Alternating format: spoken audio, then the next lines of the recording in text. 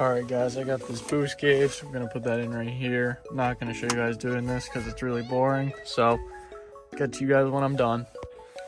Alright, it's not finished. Obviously, it's just to mock it up, but let's see if it turns on.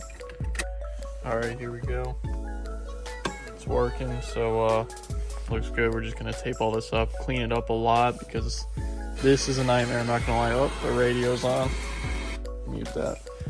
So, let's get this shit all tucked up and looking good. Alright, just start up the car. Everything's working good. It looks a lot better than I thought too, so that's cool. I'm just gonna tap the gas. But you can see it works. So I'm gonna let it warm up and then go on a little drive. I didn't tuck anything yet under the carpet or anything. This is just temporary, just to make sure it works. I mean, I see it's working, so I'm gonna tuck that later, but I want to see how much boost I'm hitting to and make sure I don't have to turn it down. Alright, let's close up the garage. Still got the stickers are still on there, new tires. Let's take this thing out.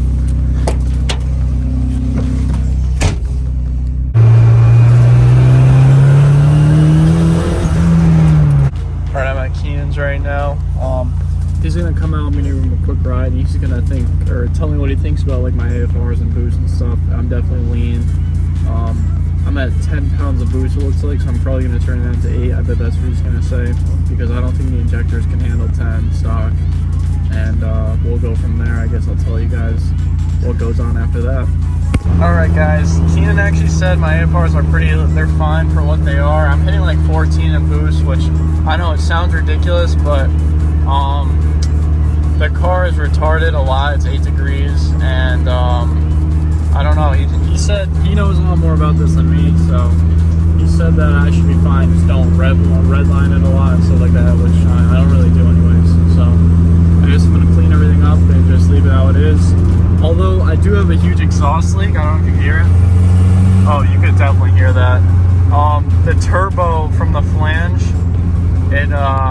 that sealant blew out, so it lasted like a week, but I mean, I expected this, so what can you do? I don't know what I'm going to do about that, but I guess I'm glad the car is good to drive hard now, so just pop the hood, and look at this gasket. It's metal, and it got completely shredded apart.